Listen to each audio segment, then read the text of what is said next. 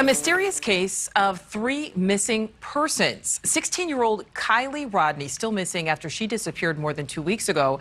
But California investigators also learning a couple went missing around the same time in the same area.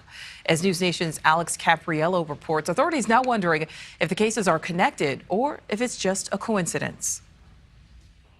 Good afternoon to you, Nichole. The Kiely Rodni case has drawn a lot of national attention, but the families of 2 other young adults are trying to draw the same amount of attention to their missing persons cases, which happened in nearly the exact same geographic location as the Rodni case. In total, there are now 3 active missing persons cases right outside of Truckee, California, which all seem to happen within about 24 to 36 hours of each other. Here's what we know about the latest case. 36-year-old Juan Almanza Zavala, seen here on the right, and 29-year-old Janette Pantoja were coming home from a music and car show in Reno, Nevada on the night of August 7th, about 24 hours after Kiely Rodni was last seen. The 2 dated for years, and families said they still maintained a very good relationship with each other. They each called and told their families they were on their way home, but never actually made it. For 2 weeks now, investigators have been searching the rural areas surrounding their last known cell phone pings, but haven't found anything. They were last seen driving that blue Ford Explorer. Now, this all coincides at the same time as investigators are nearing 2 weeks of searching for 16-year-old Kiely Rodni and her 2013 Honda CR-V, who went missing after attending a senior bash with around 300 other high schoolers and young adults. Authorities say she was seen in a video wearing this pink and white sweatshirt. Investigators are asking everyone to come forward with any helpful information they may have. The reward in this case is up to $75,000. Now, to be clear, the Nevada County Sheriff's Office, which is located in California, isn't necessarily linking these 3 missing persons cases. However, detectives are just trying to make sense of how 3 people could all go missing on the same weekend within the same geographic location of each other. Nichole?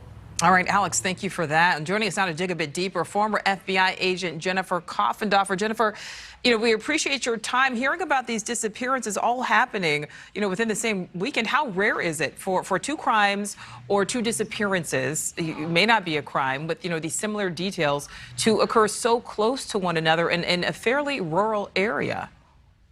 Well, I think it's somewhat rare, and that is what is raising all this suspicion that they could be linked. However, I would submit that they are not linked, and this is why. If you look at the last cellular telephone link or ping of Mr. Zavala, it was actually about 110 miles away from the Prosser campsite. This would have all had to occur within 24 hours, meaning an individual who victimized Kiely would have then had to hide her vehicle and then go to this other location and victimize 2 other individuals at least 110 miles away, just a little bit northwest of Reno. So therefore, I think just from a logistics standpoint, they are not connected. And then moreover, the victims that would have been chosen.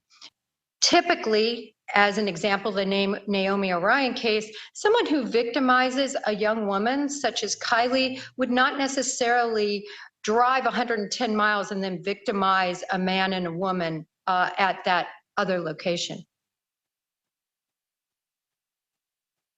So you're saying that they may not be linked. Is there any reason to believe, though, that the same person could potentially be responsible for all of these disappearances? Could this be a serial kidnapper or maybe worse that's on the loose right now? I, again, don't believe that to be the case. In looking at how law enforcement is looking at the Kiely Rodni case, it seems very clear to me that they are treating this as more of a search and rescue mission. And that's because here 2 weeks into this, that's what their evidence shows from their interviews and all their investigation. And so for this reason, they are not excluding completely the possibility of foul play, but they believe and are treating this as a search and rescue. Thank you for watching. Go to newsnationnow.com to find NewsNation on your television provider. And don't forget to click the red subscribe button below to get more of NewsNation's fact-driven, unbiased coverage.